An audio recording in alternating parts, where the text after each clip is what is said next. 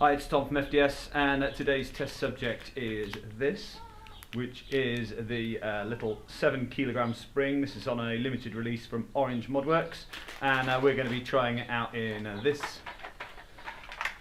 which is my personal 5 kg Rampage. And you can see it's just got a few minor mods. It's got a pump grip from a Longshot front gun. It's running worker fluted barrel and currently has a 5 kilogram Orange Modworks spring in it.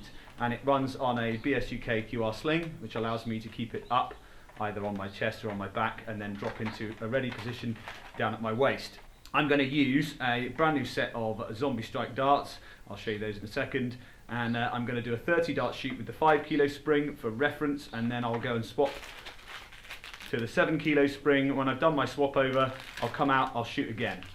And then you can compare the two directly. Blaster will stay the same other than the spring exchange.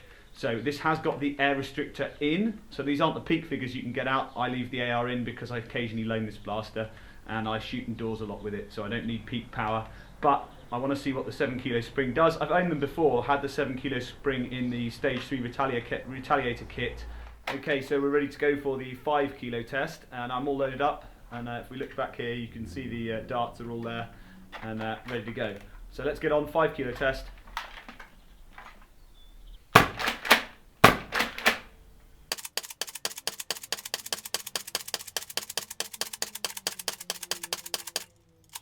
Okay, the 7 kilogram spring is now in. Just a couple of things to remember about the 7 kilo spring. Obviously it's a higher tension. If you have an elite alpha trooper, you will definitely need to replace the catch with whoever's aftermarket catch you like best, because it's not going to hold very well with this spring. I have noticed that this is a little harder to prime now, obviously, because it's heavier. If you've got a Rampage, or if you're in any other elite springers apart from the EAT, then you'll probably want to upgrade your catch spring a little bit to cope with this, because the compressed length is going to be slightly bigger, because the coils of the spring are thicker. So you've been warned, it's not straight drop-in, strictly speaking, and also be aware that obviously it will put greater stress on things like plunger heads, especially if you have your AR removed. So I'm going to load up and we'll see how much better it shoots. I need to lengthen my strap again. So I'm going to put the mag in. So all I did was literally just took the back off, slid it in. I haven't checked everything else, so it may be that my catch spring is a tiny bit out of alignment, but we'll see how we go. I'm in a hurry, I've got to get this done. Let's shoot.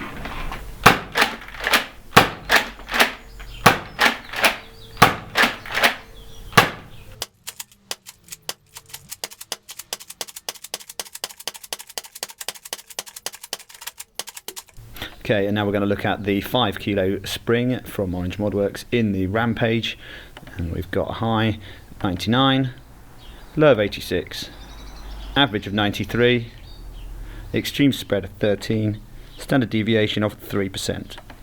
Now we're going to look at the Orange Modworks 7 kg plus spring in the same Nerf Rampage. Let's see, high of 105, low of 85, average of 99, extreme spread of 20, standard deviation of 4. Okay, so that's the finished 5 kilo versus 7 kilo shootout, and these springs are only available for a limited amount of time, so if you want one, I suggest you go and buy one now. They're very similar to the Black Tactical V2 and the Blaster Parts hard range spring in terms of performance, but they are quite a nice fitting spring, and true to Orange Modworks' original roots, the springs are still one of their best products.